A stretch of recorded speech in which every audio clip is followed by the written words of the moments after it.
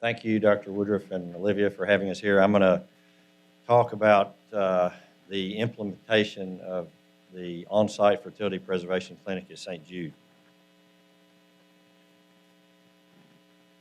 First, brief history of St. Jude. One slide. Danny Thomas founded the center in 1962 in fulfillment of a promise that he made to St. Jude when his career was slumping. So the whole medical center, which now encompasses about $2.4 million a day, is predominantly funded by philanthropy, grants, and doesn't have all the financial problems that we just went through that you were talking about.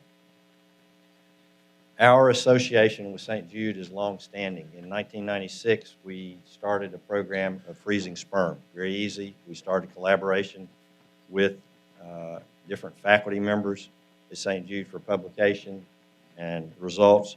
We joined the Oncofertility Consortium, and in 2012, both with internal work from James Klowski, who was there, and outside in a private fertility clinic, we spent about the next year and a half working with the administration at St. Jude, showing them the need for a fertility preservation program, umpteen meetings. There was a group of 9 that met twice to decide about what probe we're going to get for the ultrasound. So you have to have dedication. Finally, though, in 2014, we opened our first on-site clinic at St. Jude. And what I'm going to share with you are some of the barriers that we had, and I think what everybody's going to have in doing this. I don't know how many times I've had reproductive endocrinologists come up to me and say, we don't get any referrals for oncofertility. I said, well, what have you done? Well, we took our brochure to the cancer center. I said, what else have you done? We gave a lecture. It's an ongoing process. It's not just a one-and-done type of thing. But I tried to break it down into these 5 categories, and I think these are still the challenges that we have now 4 and 5 years down the road. It's constant. Information, everybody is lacking information. The providers, the nurses, the patients, their families, new staff. So we had to address all these groups of people in our informational program. We had Dr. Woodruff up, grand rounds to let everybody know, hey, this is the big thing that we need to get going. We remind our oncologists, we meet with the fellows about what these guidelines are that people have been over. We have to constantly remind them, yes, you're supposed to mention fertility preservation. If you don't feel comfortable talking with them about them, pick up the phone, call us. Send them, we set up templates online where they can do referrals in the electronic record system. We've made it as easy as we can, but we still have to overcome those barriers of getting the providers to talk to the patients. St. Jude has a quarterly magazine that they send out to like 45,000 people across the world. We had articles in there about patients that we treated to show them these are real people that are getting treated and can participate in this program so that the patients and the families can identify with this is something that they would want to do. As you know, a lot of these patients are scared to death when they come in. Fertility preservation is kind of way back. They're worried about life and death matters, and sometimes it's hard to break that barrier to get through with them. We finally have created an informational booklet that we can hand out to patients, one for females, one for males. This took several iterations, and it took longer than I'd hoped for to get it done, but finally we have a booklet out that talks about fertility preservation at age-appropriate levels and in language that's been approved by various committees at St. Jude. We try to capture AMH data and show them in reference what it means to them. We talk about fertility preservation techniques that are available, funded by St. Jude, and those that are still considered as experimental. The second barrier is access. This morning, Susan and Gwen talked about the trouble they had with finding a reproductive endocrinology group. We had to work with our team and convince them we've got to be available every day, 24 hours a day. Not just our physicians, but our embryology staff. Our embryologists, we have downtimes. We may have a patient that comes in and has to have egg retrieval over Thanksgiving holiday or Christmas holiday. We have to have people that are dedicated to do that all across. So it's not just one doctor inside and one doctor outside. There has to be a team. We did get the administration at St. Jude to provide space, staff, a nurse practitioner and a nurse. And initially in clinic, somebody was asking, when do you do the psychology counseling? Initially, Dr. Klosky, myself, a nurse practitioner, a nurse, sometimes a visiting person would all go in the room and talk to the patient. So we simultaneously did our consultation. Now we have an oncologist who's on staff who goes in with us.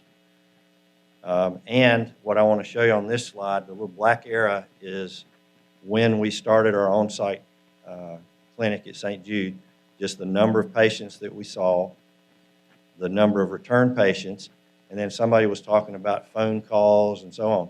We didn't anticipate this, but a lot of patients we're seeing on their visit, we've got to keep a log in a registry. How do we follow up on these patients?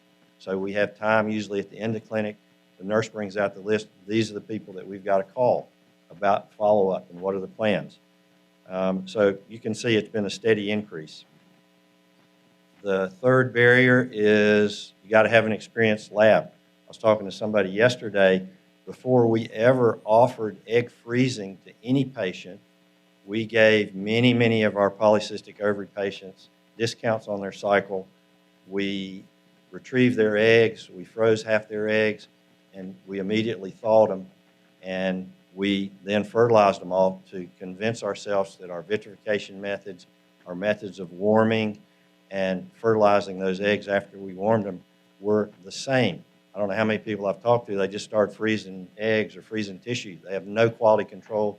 We don't know what's in the freezer and what's going to come out when these people might want it. So you have to have laboratory staff who are dedicated to doing this and committed. We have teams in our private clinic and we have teams at St. Jude that are those individuals who are dedicated to fertility preservation. We had to develop protocols. Most of our patients are not 16 or 18, they're younger. And so we have done egg freezing on patients as young as 12 and published a case series about how we modified that. The fourth barrier, and this is oncologists, protocols, patients, parents, the perception that what we're doing is going to somehow decrease their chance of survival, is going to postpone their treatment, is going to make their prognosis worse. We internally surveyed the same problems I've heard mentioned. We were getting consults 2 days before chemo. When we went back and looked in the chart, the patient had been circling around, radiation oncology consults, chemotherapy for weeks, 2 weeks. And it's convincing the new people that come in, make that fertility consult referral early in consultation. Typical example from last year, we got a request for consult. We saw the patient the same day. 2 days later, we started preservation, and within 14 days, we had the eggs in the freezer. So many of the patients could be taken care of if the consult was initiated early rather than late. These are the actual numbers of patients who have frozen eggs. I have to say that St. Jude funds egg freezing but does not fund tissue cryopreservation, so we explain elective or experimental options to patients, but that's not funded by St. Jude. So here I've listed the numbers of patients who've had egg freezing and the number of patients who've had sperm cryopreservation. You can see it increased dramatically once the on-site clinic was in place. But we have a special, I think, opportunity and maybe situation at St. Jude. There are very dedicated staff for after completion of therapy. That goes on for, I think, 10 years after completion of therapy, and then the St. Jude Life. So there's lots of follow-up. There's lots of staff dedicated to follow-up. One of the unexpected things that we encountered were the many patients that did not have the opportunity to come to the fertility clinic. The technology was not available, who now are presenting to our clinic with questions about what are the chances for future fertility. This chart just takes, say, a typical patient at 15 who had 6 grays of radiation, and what is her estimated age expected of ovarian failure? It's between 25 and 30. So we have patients that we're catching in the window between after their treatment, but at the time now they're thinking about a family, and before maybe that family's reality where they're going to have no future fertility. So I wanted to present some of the data that we have collected on patients who were pre-treatment, the pre-therapy, and then patients who were the survivors. You can see the age in the patients is about the same. We've been tracking AMH in these patients, and as expected, the AMH in the people before treatment was higher, significantly higher. We found that the survivors require a little bit more time to get to full maturation, but we still have a very respectable number of oocytes that are of high quality that we have been able to freeze in the survivors. We have preliminary criteria. These are not hard and fast. You can see we don't even have 100 patients. But in patients that we've been able to successfully freeze oocytes after therapy, in general, we like to see an AMH above 0.5, FSH below 18, and an antral follicle count of greater than 8.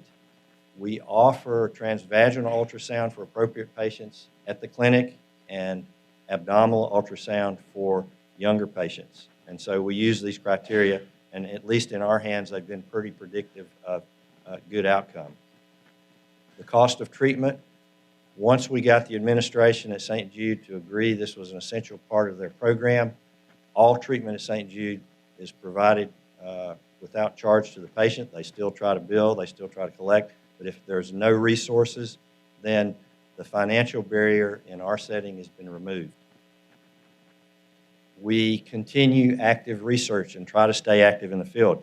We published this paper in 2012 outlining the steps we went through to show that we could freeze and warm eggs, and we encouraged all IVF clinics to be doing that. Dan Green, a part of St. Jude, published this paper about plasma markers are not useful in predicting fertility in males. Another predictive model from the survivorship study about the cyclophosphamide equivalent doses and how we could use that to predict outcome when we're counseling these patients. And we use all these tools in clinic. This one is a paper that we just published with Dr. Klowski about the importance of training the providers that see the patients and how that influences the referrals that you're going to get and how that improves and increases the utilization of fertility preservation services. Another outcomes data so we can use this to tell our survivors about radiation exposure and how that's going to affect their outcome. And then with an affiliate in Beirut, Lebanon, the different religious outcomes. We've talked about diversity, but how do Muslim families, Jewish families, and Christian families look at what fertility preservation is and what it means for their future? And this, I think, is just going to be published about the risk perceptions. We found that patients who've been through treatment have a discordant perception of what their real risk of future or chance for future fertility is compared to what we think it is based on their treatment.